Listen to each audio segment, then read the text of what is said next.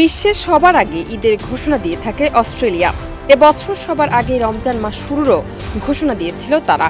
এবার পবিত্র ঈদ উল ফিতরের তারিখ ঘোষণা করল অস্ট্রেলিয়া।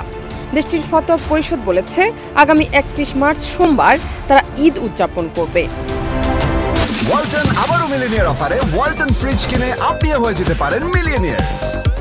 মিলিনিয়ার ছড়াছড়ি দেশ জুড়ে, এটা শুধু ওয়ালটনই পারে। পবিত্র শাওয়াল মাসে চাঁদ দেখার সম্ভাব্যতা ও অ্যাস্ট্রোনমিক্যাল তথ্য বিশ্লেষণ করে তারা এই সিদ্ধান্ত নিয়েছে। মধ্যপ্রাচ্য ভিত্তিক সংবাদ মাধ্যম গালফ নিউজের এক প্রতিবেদন থেকে এই তথ্য জানা যায়।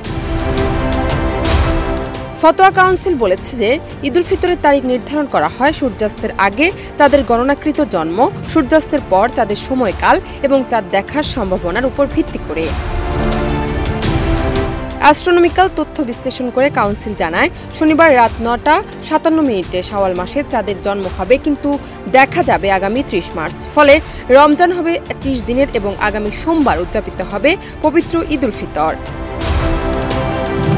সেই অনুযায়ী আগামী মঙ্গলবার ১ এপ্রিল বাংলাদেশে ঈদ উল ফিতর হওয়ার সম্ভাবনা রয়েছে। তবে সবকিছু নির্ভর করছে শাওয়াল মাসের চাঁদ দেখার উপর। জান্নাত নিপু, দেশ রূপান্তর।